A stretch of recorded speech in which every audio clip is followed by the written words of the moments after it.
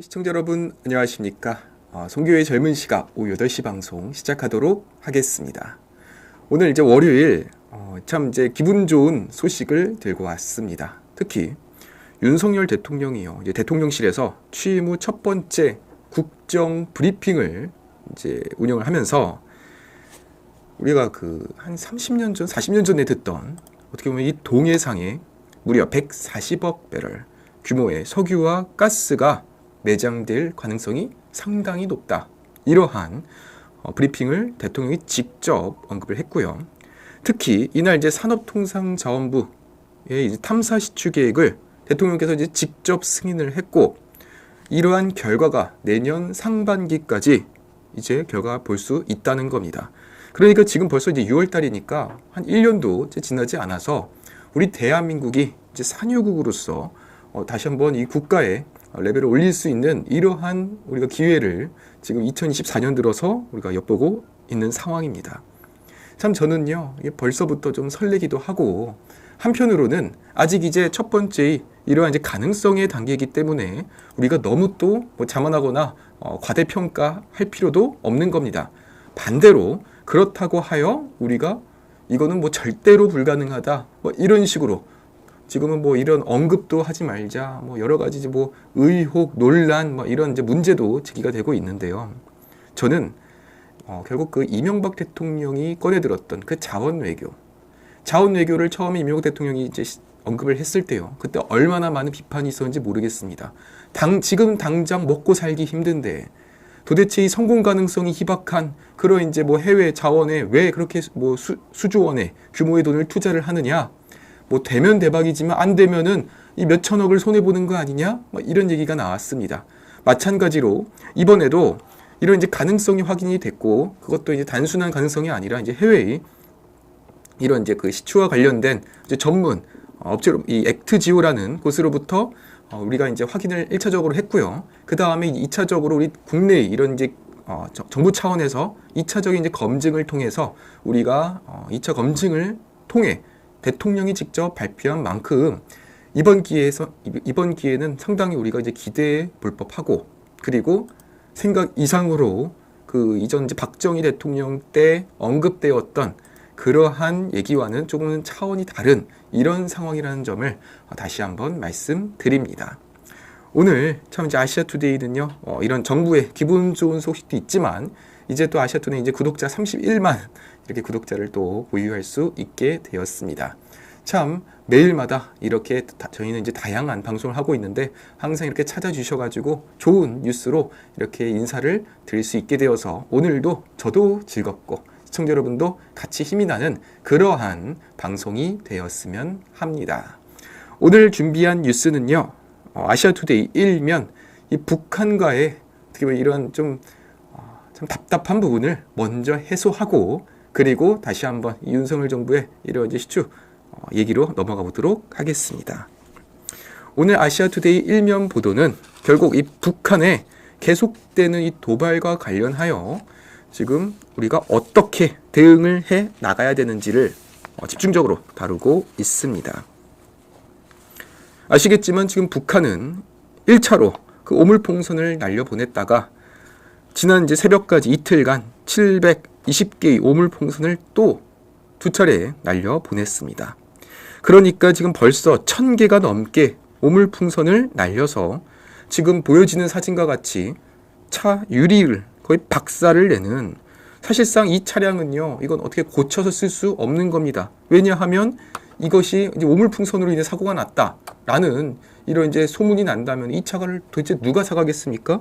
그러니까 사실상의 폐차 수준에 달하는 이런 막대한 피해가 있는 상황이고, 그리고 이것이 정말로 다행히도 단순히 이런 이제 쓰레기들이 담겨 있기 때문에 다행인 것이지만, 만에 하나 북한이요, 이 안에다가 어떤 살상용 화학 무기를 담았더라면 또는 이 폭탄을 실었더라면 이것은 정말로 심각한 그러한 안보 문제로도 우리가 좀 볼 수도 있는 여지가 있습니다. 그렇기 때문에 지금 윤석열 정부에서는 NSC 긴급 국가안전보장회의를 열고 적극적인 대응에 나선 상황입니다. 오늘 장호진 국가안보실장은요, 지금 북한의 이러한 계속되는 어물풍선 살포와 그리고 GPS 교란 공격 등의 이러한 도발에 대해서 북한의 비상식적이고 저열한 행위가 우리 국민과 사회의 불안을 야기하고 있다. 북한이 감내하기 어려운 조치에 착수하겠다고 아주 상당히 직접적으로 경고를 했습니다. 지금 이 북한이 감내하기 어려운 조치, 여기가 중요한 포인트일 것 같습니다. 지금 북한의 김여정은요, 너희 한국이 먼저 우리 북한에다가 삐라를 보내서 우리도 보낸 거다, 뭐 이런 식으로 오히려 그 책임을 지금 우리 한국에게 떠밀고 있지만 당연히 그것은 틀린 얘기일 것입니다. 지금 이 한반도의 위기를 계속해서 조정하고 분위기를 지금 이렇게 악화시킨 주범은 누가 뭐라 하더라도 북한인 것이고, 북한이 핵을 보유하고 우리 한국을 속이고 미국을 속이고 그렇게 한반도의 위기를 조성했기 때문에 당연히 그에 대한 이제 대응으로서 제가 한미일이 이 3국이 계속해서 이러한 연합훈련을 벌이고 있고요. 또한 그런 삐라 이러한 얘기들은 정말로 아주 소수에 불과한 경우입니다. 특히 북한에서 넘어온 그런 탈북민들이 중심으로 해서 이런 삐라를 보내고 있는 것이지, 이것을 지금 김여정을 포함해서 북한 어떻게 보면 국가 차원에서 이런 풍선을 보내는 것은 상당히 심각한 이런 국가 안보를 침해하는 상황이다, 이렇게도 볼 수 있겠습니다. 그런 점에서 이런 북한의 살포는 정전협정 위반이라는 이런 인식을 재확인하고 곧바로 이에 대한 이제 대응과 함께 우리 또한 이제는 군사적인 이런 대응, 국방과 안보와 관련하여 이런 대응을 준비하고 있는 상황입니다. 한번 아시아투데이 사설로 한번 넘어가 보도록 하겠습니다. 어떻게 대응을 해야 되냐? 북한이 가장 싫어하는 거를 하자는 거예요. 그게 바로 대북방송이라고 할 수 있겠죠. 신원식 장관은요, 그 싱가포르 안보리에서도 반인륜적이고 정전협정에 대한 명백하고 중대한 위반이라고 비판을 하면서 이제는 아주 직접적인 대응책에 대해서 지금 이제 지시를 내린 상황입니다. 특히 그 대북방송이라는 이러한 수단은 지금 당장 바로 시행을 할 수도 있고요. 특히 이것이 지금 이제 북한 내에서 계속해서 우리 한국을 향해서 제발 이것만은 멈춰달라 라고 요청하는 것이 바로 이 대북방송입니다. 아시겠지만 지금 북한 내에서는 알게 모르게 중국을 통해서, 이런 외국을 통해서 한국의 이런 K-드라마, K-팝, 음악, 문화, 예술, 드라마, 영화 등을 계속해서 밀반입하고 이것이 걸리면은 곧바로 사형을 당하거나 아니면 아우지탄강으로 보내는 이런 일들이 비일비재하게 일어나고 있습니다. 그런 점에서 이 김정은은 지금 대대적으로 이런 한국 문화를 철저하게 통제하고 단속하고 있는 상황, 그만큼 지금 북한 내부에서 지금 북한 이 주민들이 조금씩 눈을 뜨이고 있는 상황인 것이죠.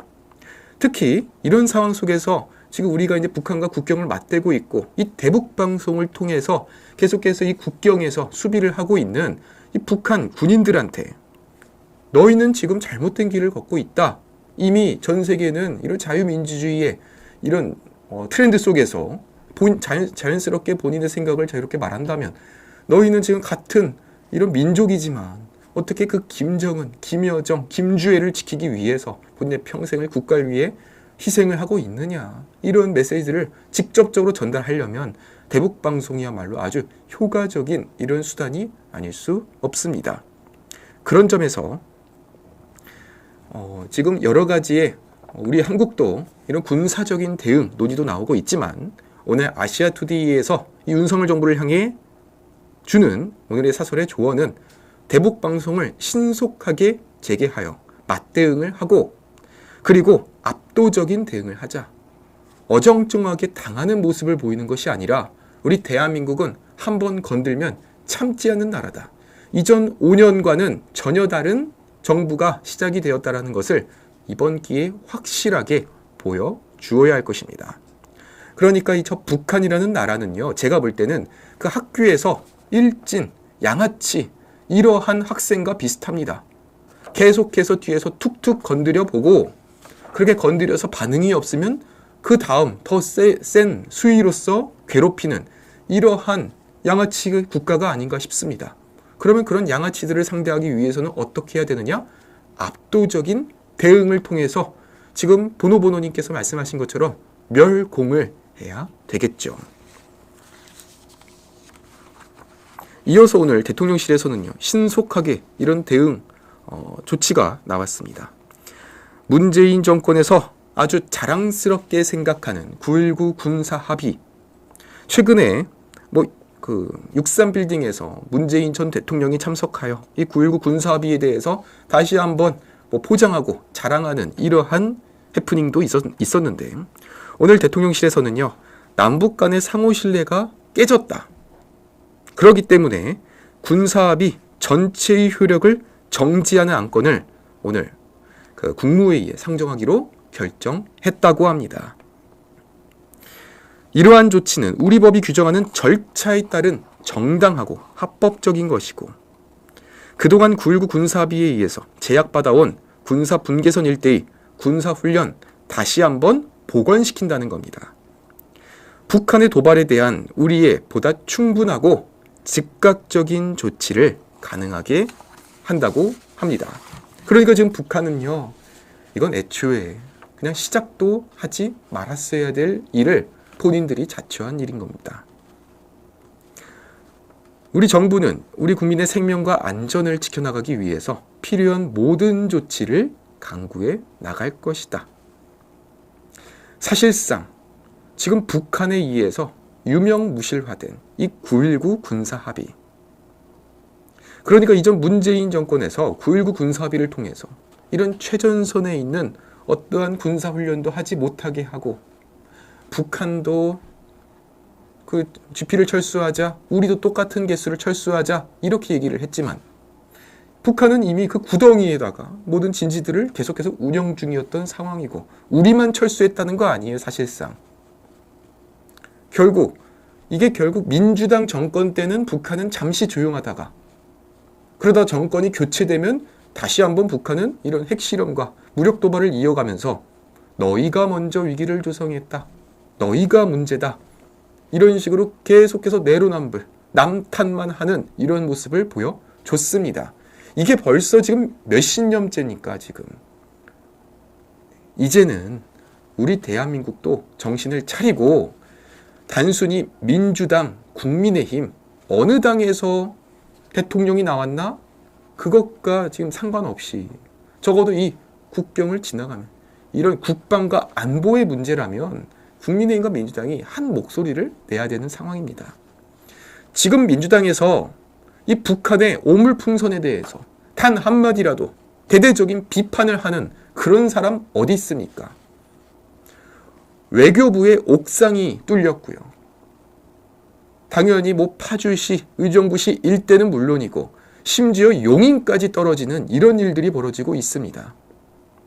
그런데 지금 이렇게 국방안보의 심각한 위기 상황 속에서 지금 민주당과 조국혁신당과 그 야권의 7개의 정당은 그 어느 누구도 침묵하고 있는 상황입니다. 오히려 김건희 여사를 종합특검하자, 한동훈 특검하자, 해병대원 특검하자면서 경찰, 검찰이 수사 잘하고 있는 그러한 내용들을 올스톱시키고 본인들이 검사를 뽑고 본인들이 판사를 뽑아가지고선 본인들끼리 짜고 치는 모습을 치자, 이게 지금 야권의 현 실태 아니겠습니까? 아투TV 시청자 여러분, 오늘 나오게 된 정말 기분 좋은 소식, 이러한 우리 대한민국 동해상의 석유와 가스의 이런 매장 가능성에 대한 이러한 소식, 여기에 대해서 적어도 이 야당, 이재명 대표, 조국혁신당, 조국 대표는 잘했다, 훌륭하다, 이런 것들은 우리가 박수를 쳐주자, 이런 목소리를 기대하는 게 우리가 너무 큰 기대인 겁니까? 그러니까 우리가 잘한 건 잘했다, 못한 건 못했다 라고 할 수 있어야 이게 건강한 대한민국 정치의 모습이지, 어떠한 좋은 소식이 나오면은 침묵하고, 그리고 의혹을 제기하고, 안 좋은 소식이 나오면 그거를 공론화시키고 논란을 재점화하고, 심지어 미국에 가서, 일본에 가서 이를 더 키우는 이러한 상황들, 그리고 중국과 북한에 대해서는 한마디 하지 못하고 미국과 일본에게는 계속해서 비판을 하면서 지금 한미일의 관계를 멀어지게 하고 있는 이러한 대한민국의 정치 현실. 우리는 지금 누구와 싸우고 있는 상황입니까? 누가 적국이고 누가 아군인지 아직도 정신을 못 차리고 있는 분들이 많은 것 같습니다. 그런 점에서 오늘 이제 아시아투데이가 이제 31만의 구독자를 이제 모시는 이 상황 속에서 이제는 여기 계신 시청자분과 저희 이제 아시아투데이가 더 할 일이 많다. 비록 지치고 힘든 상황이 있더라도, 그리고 이제 또 날씨도 뜨거워지고 있지만 지금도 이제 쉴 수가 없습니다. 더 열심히 뛰어야 되는 거고 더 목소리를 내어야 되는 상황이 왔다는 점을 말씀드립니다. 그러면요, 오늘 본격적으로 이제 윤석열 대통령의 브리핑을 통해서 나온 어마어마한 양의 석유, 가스 매장 가능성에 대해서 살펴보도록 하겠습니다. 규모가요, 지금 오늘 아시아투데이 보도를 통해서 보니까 140억 배럴 양이고, 이게 규모 2263조 가치라고 하네요. 그러니까 이 정도 돈이면은 지금 그 문재인 때 쌓아 올린 1000조의 빚을 다 갚고, 그리고 지금 민주당이 계속해서 주장하는 전 국민 25만 원, 그게 13조 원이거든요. 한 번 뿌릴 때. 그거, 그러니까 1000조 빚 갚고 그 다음에 전 국민 제가 볼 때는 한 2,500만 원씩 줄 수도 있을 것 같아요.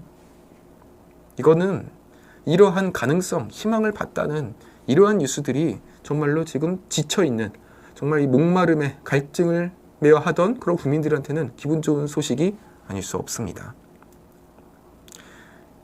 또한 이 동해 석유 가스 매장 예상 지역이 동해상에 있고, 그리고 이제 그 일본과 함께 지금 이제 같이 조사를 하고 있는 7강구와 달리 또 울릉도 근처에 8강구 이쪽에 지금 이제 유망구조 도출 지역이 나와 있습니다. 지금 민주당에서 최근에 조국 혁신당 대표가 뭐 독도에 가지 않았습니까? 울릉도 독도. 우리가 울릉도와 독도를 지켜야 되는 이유가 뭐냐면 그 아래에 천연 자원들이 그렇게 많기 때문입니다. 그것이 가장 중요한 이유죠. 그럼 마찬가지로 지금 여기에 대해서 우리가 집중적으로 관심을 가져야 되는 이유는 지금 그 민주당이 독도를 지켜야 된다는 그 이유와 마찬가지로 이러한 수많은 가스 매장의 이런 예상의 분석이 나왔고, 여기에 대해서 우리가 이제는 어느 정도의 투자를 통해서 한번 확인을 해보자는 거예요.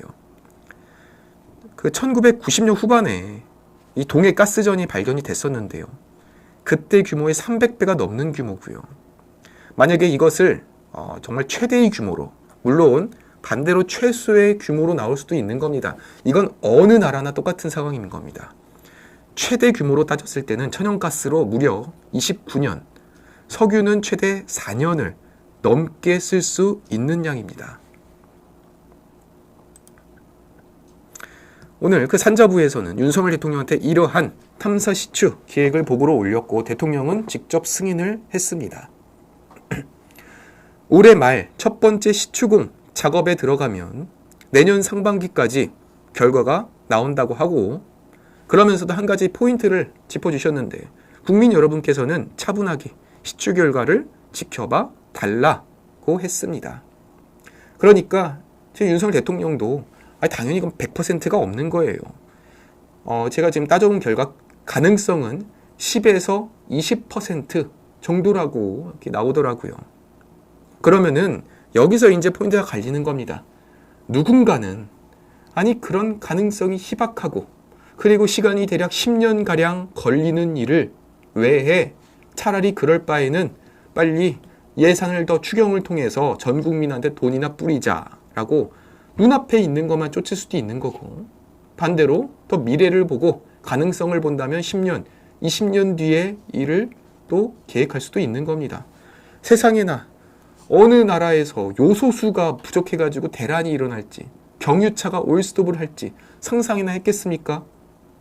그런 거예요. 이 자원이라는 거는 정말 지금 당장은 목마르지 않을 수 있지만 이게 10년, 20년 뒤엔 어떤 일이 일어날지 모르는 거고, 내일 당장이라도 모든 기름과 가스가 중단이 될 수도 있는 상황이고, 즉 러시아와 우크라이나의 전쟁이 지금 예상보다 더 길어지고 있는 이런 상황 속에서 과연 이런 석유 가스전 개발, 여기에 대해서 아직까지도 이 국민 간의 이런 정치권의 찬반 논쟁이 있지만, 우리는 한번 가능성을 보자, 한번 살펴보자. 그렇게 해서 석유가 나오면 초대박, 아니더라도 우리가 우리 이런 동해상에 이러한 잠재성이 있었구나, 그렇게 만족할 수도 있는 결과 아니겠습니까? 개발은요, 세 단계가 있습니다. 물리 탐사, 그리고 탐사 시추, 그리고 상업 개발. 그 중에서 지금은 이제 물리 탐사의 과정을 거친 상황입니다.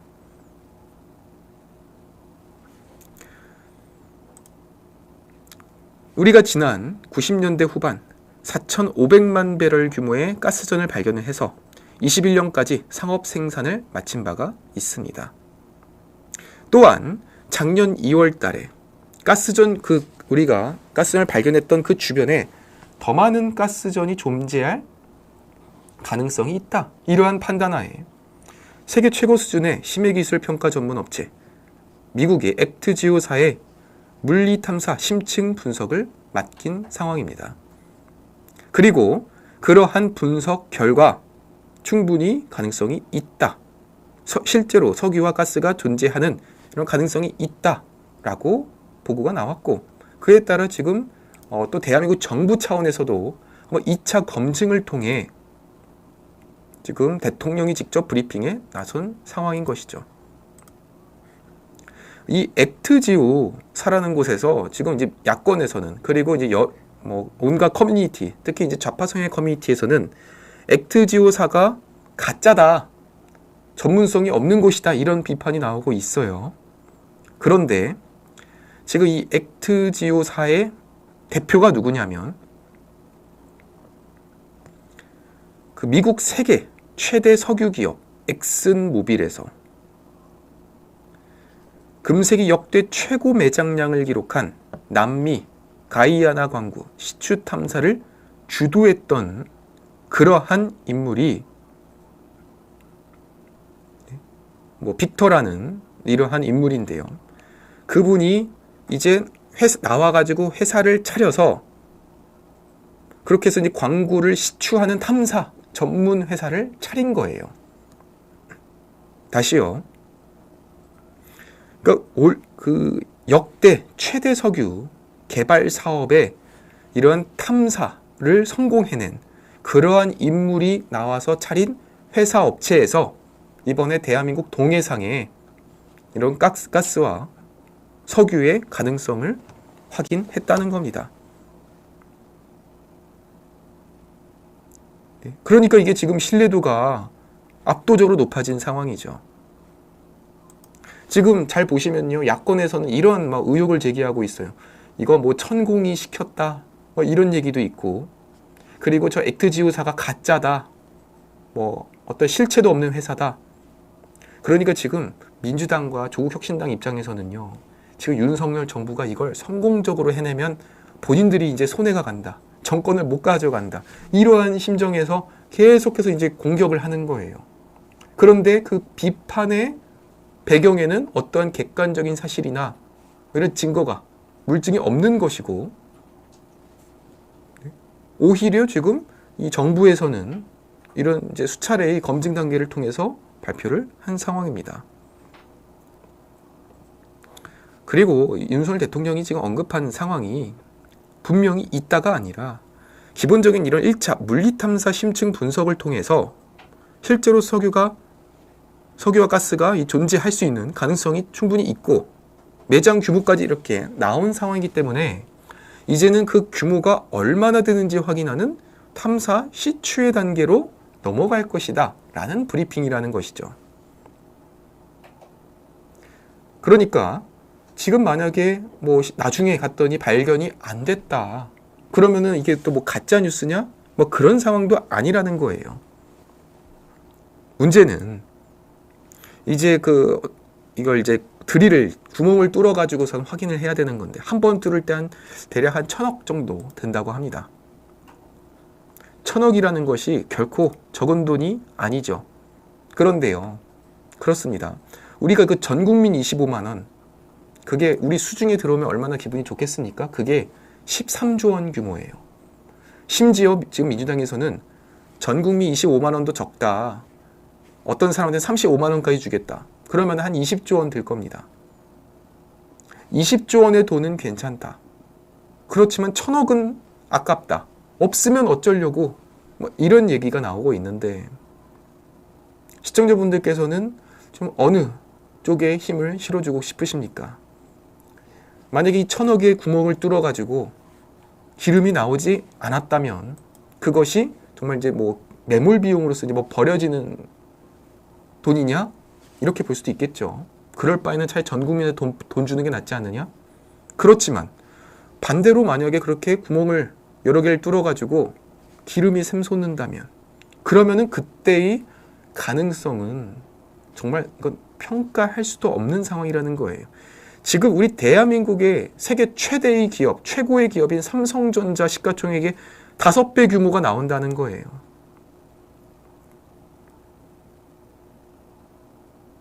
가스가 4분의 3이고 석유가 4분의 1인데 이제 그 가스는 한 20년 가까이 쓸 수 있고 석유는 4년 가까이 쓸 수 있습니다. 그러면은 이게 무슨 일이 일어나냐면요. 우리가 지금 대한민국이 물가가 높잖아요. 물가가 높은 이유가 뭐냐면 결국에 저 기름값이 높아져서 그래요. 전쟁이 계속 장기화되고 그러면 당연히 이 산유국이 이 가격의 주도권을 갖고 있고 그런데 우리가 이 자원 이러한 독립을 해서 우리가 알아서 기름을 캐가지고선 국민들한테 나눠줄 수 있다면 그러면 이제는 1차적으로 기름값이 낮아지는 건 당연한 얘기고요. 그리고 그 이제 운반의 비용이 다 절감이 되겠죠. 그러면은 전체적으로 모든 물가가 거의 절반 가까이가 뚝 떨어질 수 있는 상황입니다. 그러니까 지금 민주당이 참 답답한 게 뭐냐면 윤석열 정부를 지난 총선 때 공격을 하는 이유가 뭐였냐면 어떻게 대파가 4,000원인데 5,000원인데 뭐 1,000원이라고 하냐 하면서 대파 가격으로 공격을 했잖아요. 그래서 우리가 이제 되묻는 거죠. 아니 그러면 그 대파 값을 낮추는 방법이 뭔데? 그거는 너희가 해야 될 일이지. 이게 지금 민주당의 포지션이었습니다. 웃기는 게요. 그렇게 물가가 높다면서 양곡관리법을 통해서 쌀이 나면은 그걸 정부가 제일 비싼 값으로 값을 쳐주는 이런 법안을 계속 올리고 있어요. 네? 이게 말이 되는 거냐고요. 지금 해외에 쌀이 얼마나 싼지 몰라요. 그런데 지금 어떻게 이제 호남에 이런 이제 뭐 농민들을 위해서 쌀을 우리가 무조건 우선적으로 우리 대한민국은 대한민국에서 나는 쌀을 우선적으로 사주는 이러한 법들이 있는데 제일 비싸게 사준다는 거예요. 그러니까 당연히 또 물가가 올라질 수밖에 없는 거죠. 그러니까 지금 민주당의 주장은 왜 물가는 못 낮춰? 그렇지만 본인들이 만드는 법은 다 물가를 올려놓는 법인 거죠. 실질적으로 해결할 수 있는 정책들을 내놓지 못했어요. 그 민주당은 후보님 말씀처럼 특검이랑 25만 원 말고 뭐가 있냐고요. 그러니까 지금 윤석열 정부의 이러한 정책 브리핑에 대해서 비판할 자격이 되지 못했다는 겁니다. 이번에 이제 내년 초까지 확인을 해서 발견이 된다면 2027년 공사를 시작해서 35년에 상업 개발이 시작됩니다. 그러면요. 우리가 지금 대한민국이 망한다, 뭐 헬조선, 뭐 국민연금 바닥난다 이런 얘기 나오고 있는 상황 속에서 35년의 상업적 개발이 시작이 되면 그러면은 우리 대한민국이 순식간에 그 산유국으로 올리면서 모든 고민과 걱정이 다 해소가 되는 상황입니다. 산자부에서는 상당히 고민이 많았다고 해요. 올해 초에 이런 결과와 함께 지난주에 이제 결과를 확정하고 대통령실과 이제 긴밀하게 소통을 하고 그리고 대통령에게 이제 결과를 보고를 드렸다고 합니다. 윤석열 대통령이 처음에 고민이 많았다고 해요. 왜냐하면 예산은 상당히 크고 가능성은 낮고 그렇지만 이거는 충분히 해볼 만한 가치가 있다며 탐사 계획을 승인했다고 합니다. 이번에 세계적인 에너지 개발 기업들이 이번 개발에 참여할 의향을 지금 밝히고 있다고 합니다. 그러니까 이번에요. 지금 이제 본격적인 탐사의 이제 과정을 거쳐서 이제 시추의 과정으로 넘어가고, 여기 이제 세계적인 기업들이 동참을 해서 만에 하나 내년 초까지 결과가 나온다면, 그때는 이거는 아마 가히 역대 대통령 중에 최고의 업적, 단군 이래 최고의 업적이 나올 수도 있는 그러한 상황도 올 수 있다는 겁니다. 그러니까 저는 제가 늘 윤석열 대통령에게 주는 고언, 조언이라고 한다면, 절대로 당장의 지지율에 급해서 눈앞에 보이는 포퓰리즘, 이익에 쫓아가지 마시고 10년, 20년, 50년, 100년 뒤에 재평가가 되더라도, 그때서라도 인정되더라도 미래를 보는 대통령이 되시라고 계속해서 고언을 드렸습니다. 그러니까 윤석열 대통령은 여기에 대해서 이런 리스크가 있는 이런 사업에 대해서 이거는 그냥 나중에 하고 급한 일부터 하자. 일단 대파값이나 낮추자. 세금 투입해서 막 이렇게 하고 전 국민 25만 원 뿌리고 우리는 50만 원 뿌리자. 이렇게 할 수도 있죠. 그러면 순간적으로 지지율이 오를 겁니다. 그런데요, 우리는 분명히 기억할 겁니다. 지난 21대 총선, 그리고 문재인 정권의 문재인 전 대통령이 퇴임 때 지지율이 몇 %였냐면 무려 40%였어요. 40%의 역대 최고의 지지율을 갖고 있던 민주당이 정권을 5년 만에 빼앗겼다고요. 하니까 정말 두 가지의 이런 정말 특이한 결과가 나온 거예요. 퇴임 때 40%의 지지율을 기록한 유일한 대통령이었지만, 민주정부가 시작되고 나서 5년 만에 정권을 빼앗긴 대통령이 되었다고요. 이게 뭘 의미하냐.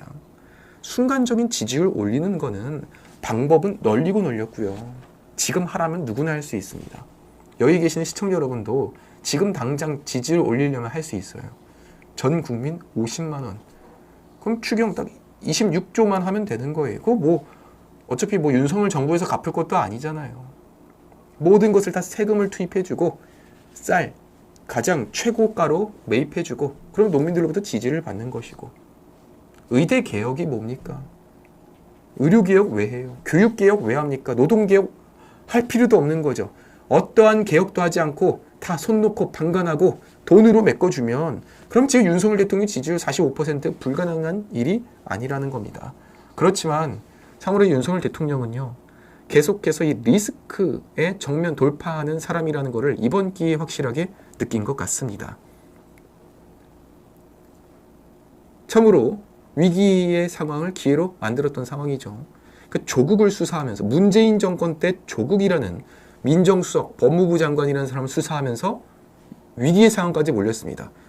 추미애 법무부 장관으로부터 직무가 정지되는 이런 최악의 위기 상황에서 법원으로부터 이제 결정이 이제 바뀌어졌고, 다시 한번 복귀를 하면서 재등판을 하고, 그 다음에 본격적으로 검찰총장을 내려놓고 대권 행보로 가는 이런 순간까지 기본적으로 이 위기에 정면 돌파를 하고 그 위기를 기회로 바꿔보았던 그런 사람이라는 거죠.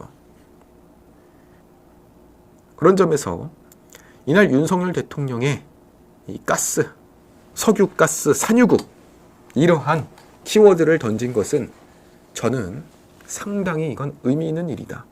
이전에 그 김포의 서울편입과 같이 찬반이 분명히 존재할 수 있지만, 그럼에도 이러한 찬반 주제를 정말 민생이잖아요. 이런 거는 명백한 민생이죠. 국가의 경제와 관련된 이런 민생 주제를 던져놓고 국민들이 이제 찬반을 하면서 토론을 하는 과정, 이런 것들이 정말로 의미 있는 이런 담론의 과정이 형성된 것이 아닌가 싶습니다. 오늘 온갖 뉴스와 커뮤니티에서는요, 이러한 키워드들이 쭈르륵 올랐다고 합니다. 윤석열, 대통령, 포항, 앞바다, 산유국, 동해. 네티즌들은 대통령이 직접 나설 정도니 아예 가능성이 없는 얘긴 아닐 거다. 제발 정말이길 바란다. 우리나라도 이제 산유국이 되는 거냐? 애초에 우리 대한민국이요, 뭐 산유국이 아닌 건 아닙니다. 지금도 우리 대한민국 산유국이긴 하는 거예요. 그 1998년에 울산 남동쪽 해상에서 가스전을 발견을 했고 2004년부터 그 가스전을 개발해가지고 2조 6천억 원 어치의 가스와 원유를 생산했었습니다.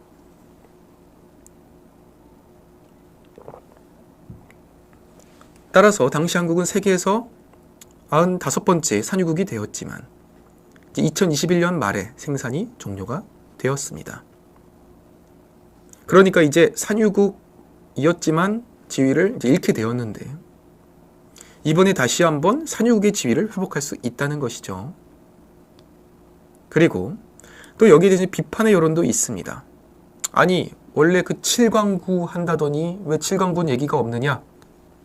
영일만 석유 얘기 예전에도 나왔던 거 아니냐? 수익성이 없는 거 아니냐? 이런 얘기도 있죠. 결국 이 영일만 석유 발견은요, 1976년 박정희 대통령이 처음으로 발표를 하면서 얘기가 시작이 되었습니다. 그 당시 뉴스 보시면요, 우리 대한민국에서도 이제 산유국으로서의 꿈을 가지게 되었다. 기대감이 이제 한껏 부풀어서 막 뉴스에 나오곤 했는데 곧바로 이제 경제성이 없는 것으로 판명이 되면서 개발이 중단된 것이죠. 근데 우리가 잘 생각을 해보면은 그 당시에는 이제 1973년이고 지금으로부터 대략 한 5, 60년 전에 그 영일만 석유 얘기가 나왔던 거예요. 지금은 50년, 60년이 지나고 이제는 그런 탐지, 그런 시스템 기술이요, 하늘과 땅 차이입니다. 시청자분들 잘 기억해 보시면요, 우리 스마트폰 나온 지 이제 딱 10년밖에 안 됐어요. 10년 동안 무슨 일이 벌어진 겁니까? 우리가 그 전까지는 핸드폰은 전화만 하고 무조건 인터넷은 컴퓨터를 했어야 됐는데 10년 전에 스마트폰이 나오면서 지금은 핸드폰으로 은행 업무까지 보는 시대가 되지 않았습니까? 그런데 이 석유 탐사의 경우에는 보다 더 이런 지능의 기술이 필요한 상황인데 지금 60년이 지났다는 겁니다. 그러니까 애초에 그 당시 60년 전에는 경제성이 없다고 판명이 돼서 중단됐던 이런 영일만 석유 발견이 이제는 보다 첨단화된 기술을 통해서 재확인이 지금 된 상황이라는 거고, 특히 이런 이제 탐사의 과정에 있어서 세계 최대의 이런 이제 석유를 발견한 그러한 그 인물이 차린 회사에서, 그러니까 전문성이 이제 보장이 된 회사에서 발견을 하고 보고를 했고, 우리 대한민국 정부에서도 2차적인 확인을 통해서 이거는 충분히 해볼 만한 사업이다, 그렇게 해서 대통령 보고가 간 이러한 상이라는 점을 다시 한번 말씀을 드립니다.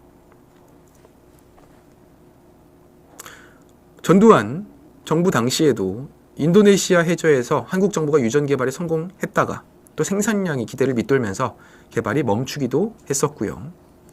그리고 이제 7광구, 영화도 나왔었던 7광구의 경우에도 일본과 공동 개발을 이제 추진을 하다가 이제 현재는 지지부진한 상황이었죠.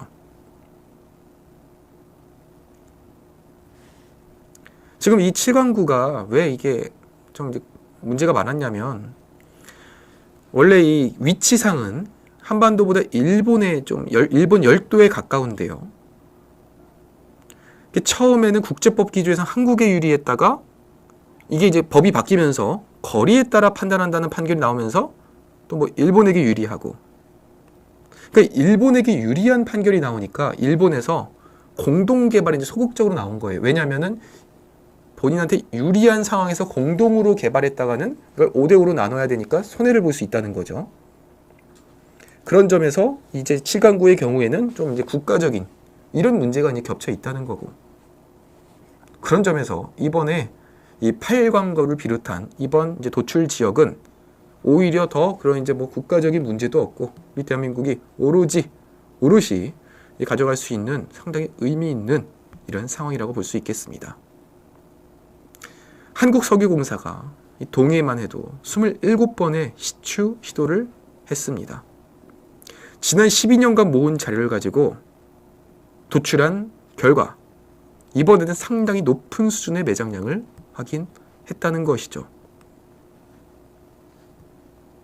그러니까 우리가 지금까지 어떻게 보면 이 한반도에 뿌리를 내린 단군 할아버지를 비판하고 왜 하필이면 이런 석유가 나지 않는 곳에다가 뿌리를 내리셨냐 이렇게 얘기도 했고요. 그리고 왜 이 한반도에 사는 공룡들은 석유를 남기지 못하고 왜 중동에 가서만 그렇게 석유를 남기고 우리는 왜 뼈만 남겼느냐 뭐 이런 아쉬움도 있었는데 이러한 이제 가능성이 나오니까 이제는 단군 할아버지가 이제 재평가되는 뭐 이러한 재미난 해프닝도 있는 것 같습니다. 참 이 자원 개발은요, 저는 우파 정부에서라면 정말로 시도를 하고 정말 국가 차원에서 해봐야 될 일이라고 생각해요.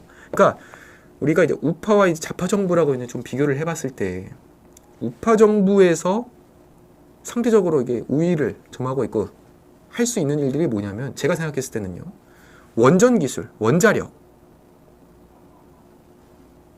그리고 이런 자원 외교, 이 두 가지, 이 두 가지의 만큼은 저는 꼭 이 우파 정부에서는 어떠한 압력에도 불구하고 꼭 성공적으로 추진을 했으면 좋겠습니다.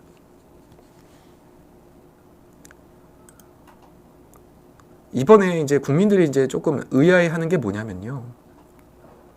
아니 왜 갑자기 6월 3일 뜬금없이 이런 얘기가 나와?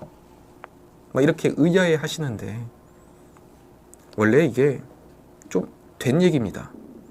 2024년 2월 달에 나온 이제 소식인데 한국석유공사가 동해상에 석유 구멍을 이제 24개를 뚫어가지고 탐사 시추를 계획한다는 얘기를 올해 초에 이미 보도를 통해서 다 나온 얘기예요.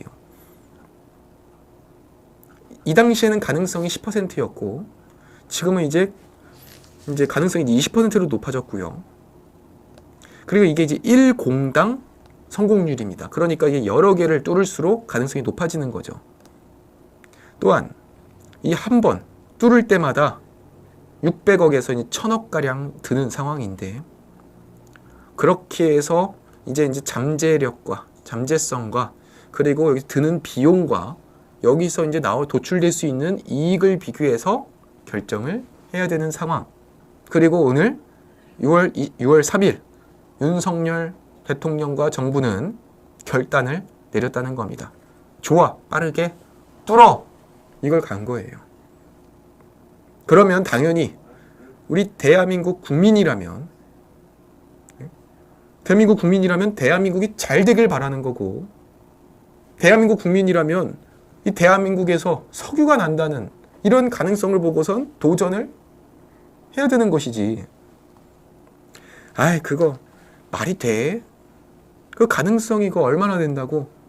그거 뭐 10년 20년 걸린다며 비싸다며 그거 공사하는데 돈 든다며 그거 뭐 중동에서나 가능한 일 아니었어?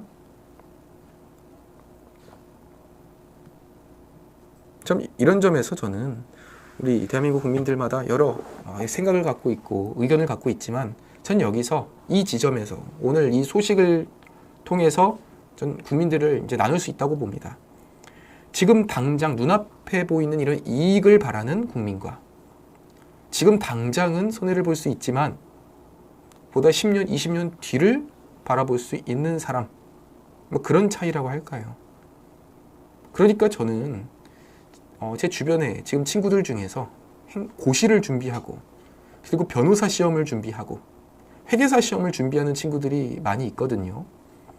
그런데 행정고시 합격률 정말 한 자릿수, 극악의 합격률을 기록하고 있고 변호사 시험도 이게 얼마나 힘든지 모르겠습니다. 그리고 지금 당장은 돈이 들고 시간이 걸리고 가능성도 낮고 그렇지만 그렇게 해서 합격을 하고 성공을 한다면 그러면 그때는 정말로 이 변호사, 사무관 타이틀을 달고선 승승장구를 할 수 있는 거 아니겠습니까? 보다 편한 길을 택한 사람과는 차별화될 수 있는 거겠죠. 이 우파라고 한다면 기본적으로 저는 이 자유의 가치도 있지만 이 성장의 가치, 중점적으로 가치를 이제 중점적으로 둔다고 생각을 합니다. 그러니까 이 좌파에서는 아니 지금 있는 돈으로 나누자 여기에 초점을 맞추는 것이고, 반대로 우파에서는 성장을 하면은 자연스럽게 낙수효과를 뿌릴 수 있다는 거고, 그렇게 하면 주변의 이 중소기업들도 같이 성장해서 다 같이 잘 먹고 잘 살 수 있다라는 거 아니겠습니까?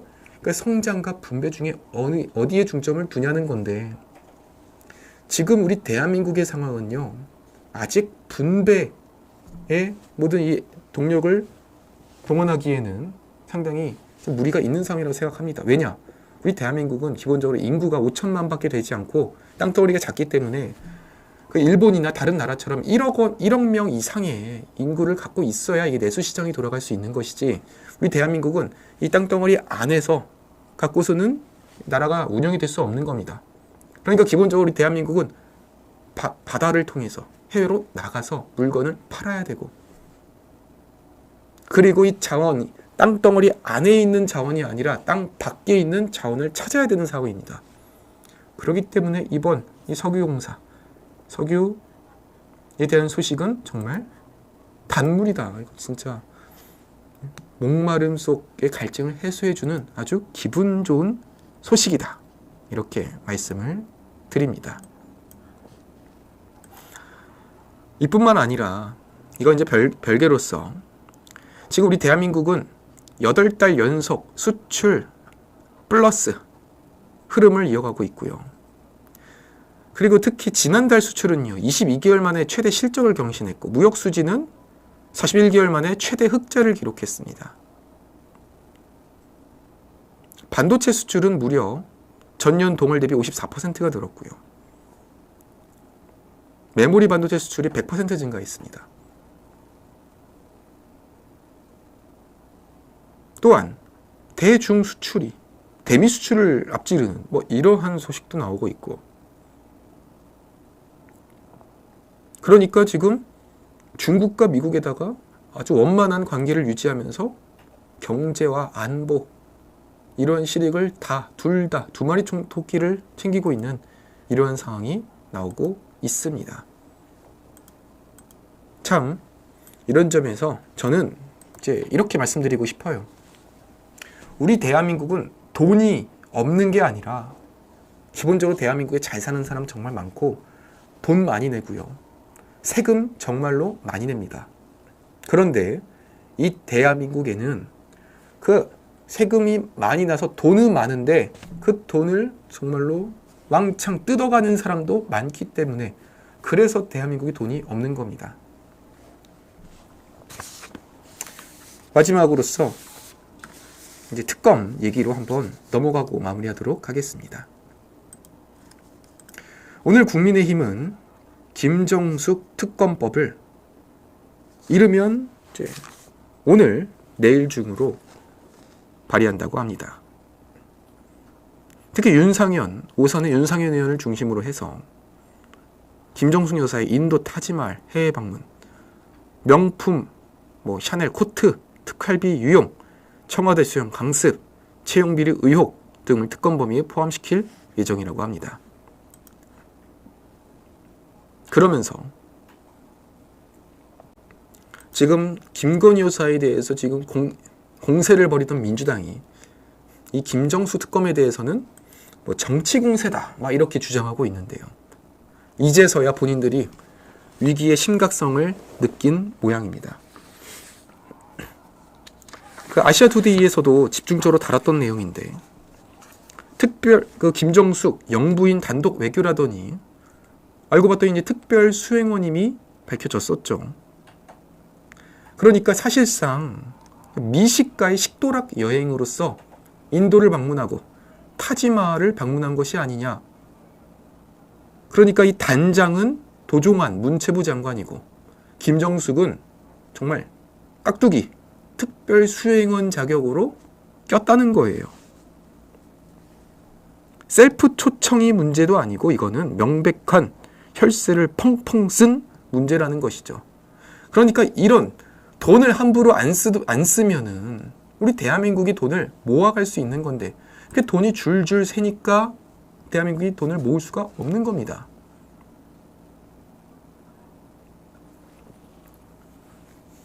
당시 대통령 전용기 탑승자 명단을 확인했더니 청와대 직원이 23명으로 64%고 정작 예산을 낸 문체부는 장관과 비서 2명뿐이었습니다.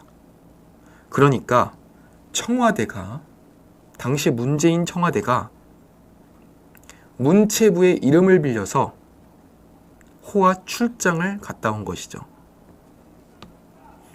돈은 문체부에서 예산 편성하고 냈는데 혜택 보고 놀러 갔다 온 사람은 청와대라고요. 문체부는 2명만 탔고 심지어 문체부 5명은 민항기 타고 갔습니다. 대한항공 타고. 하니까 문체부 장관을 바지 사장으로 야 일단 너 앞에 타봐. 예산 짜봐. 그런 다음에 뒤에는 꽉 청와대 멤버들이 트렁크에 꽉 차 있었다는 거예요. 운전석은 도종환이 운전하고 있지만 트렁크에는 23명의 청와대 멤버들이. 그러면 이 특검이라는 걸 언제 하냐? 기본적으로 정치권, 이런 고위, 권력과 연관되어 있는 사안이라면 할 수 있겠죠. 지금 민주당이 김건희 특검을 주장한 이유가 그렇습니다. 대통령 영부인이기 때문에 수사를 함부로 못할 것이다. 그러니까 특검해야 된다는 거죠. 그러면 당연한 논리로서 전직 영부인에 대해서도 특검할 자격이 충분히 된다고 볼 수 있겠습니다. 두 번째로 검찰과 경찰의 수사가 제대로 안 되고 있으면 그러면 이제 예외적으로 특검을 할 수 있겠죠. 마찬가지로 지금 김정숙 이 특검의 이런 내용들은 이미 검경이 수년째 수사를 하는지 못하는지 계속해서 지지부진 늦춰지고 있는 사안들입니다. 그렇기 때문에 당연히 특검의 대상이 된다고 할 수 있겠습니다. 그런 점에서 저는요, 결국 우리 대한민국은 돈을 제대로 벌고 있지만 돈을 허투루 쓰는 사람이 너무 많기 때문에 돈이 항상 부족했던 것이고, 그렇기 때문에 이제는 우리 국민들이 나서서 이런 권력을 이용해서 이렇게 돈을 펑펑 혈세를 낭비하는 사람들에 대해서는 단호히 칼날을 빼어들고, 그리고 돈을 벌더라도 국내에 한정지어서 버는 것이 아니라 이렇게 위험한 이런 모험을 통해서 이런 가스, 시공, 채굴과 관련된 이런 또 소식을 접하고 응원을 하고, 그렇게 해서 안 되면 아쉽지만 되면은 말 그대로 초대박인 이러한 또 도전을 해보는 것, 이것이 우리 대한민국이 미래로 가는 길이 아닐까 싶습니다. 그러니까 나무를 보고선 나무에 있는 흠집만 보고 있으면요, 그럼 도저히 우리가 원래 가려던 길을 갈 수가 없는 거예요. 숲을 보고 멀리 보고 그렇게 해야 우리가 그 나무의 흠집 하나하나의 단점을 길을 헤매는 것이 아니라 정말 정확한 길을 빠르게 갈 수 있는 것이겠죠. 참 지금 뉴스들을 보면요, 온갖 좌파 언론에서는 이번에 뭐 시공이 이게 문제고 저게 문제고 이런 의혹을 제기하고 저런 의혹을 제기하고 하면서 무슨 마치 대한민국이 빨리 망하기를 바라는 심정으로서 뭐 언론 방송들이 나오고 있는데, 도대체 그런 언론사들은 도대체 무엇을 위해 존재를 하는 겁니까? 대한민국이 건강하길 바라는 심정에서 언론 방송을 하는 건지, 아니면 대한민국이 지금 당장 고꾸라져 가지고선 망하길 바라는 심정에서 하는 건지요. 기본적으로 언론이라고 한다면 정부를 견제하고 비판하는 역할이 있지만, 그 비판과 견제의 전제 속에는 대한민국이 건강한 길로, 성장으로 갈 수 있는 길로 안내한다는 그러한 전제 속에서 비판과 견제가 나와야 될 것이지, 그저 아닌 것을 위한 비판을 위한 비판은 오히려 적국인 북한을 이롭게 하고 주변 경쟁국들을 이롭게 하면서 우리 대한민국 국민들을 힘들게 하는 그러한 일들이다. 그러면은 우리 대한민국 국민들을 힘들게 하는 것이고, 그러면 언론사로서의 자격이 없다는 점을 함께 지적하고 싶습니다. 시청자 여러분, 오늘 방송은 여기까지 준비를 해봤습니다. 저희 이제 아시아투데이가 계속해서 이렇게 성장하는 만큼 우리 아투TV 시청자 여러분도 많이 응원해 주시고, 그리고 이 다방면으로서 역할을 크게 할 수 있도록 우리 아시아투데이가 세계로 뻗쳐나가는 그런 최고의 언론사가 될 수 있도록 많이 앞으로도 잘 부탁드리도록 하겠습니다. 그러면요, 오늘 방송 준비는 여기까지입니다. 이것으로 마치도록 하겠습니다. 시청해 주셔서 진심으로 감사드립니다.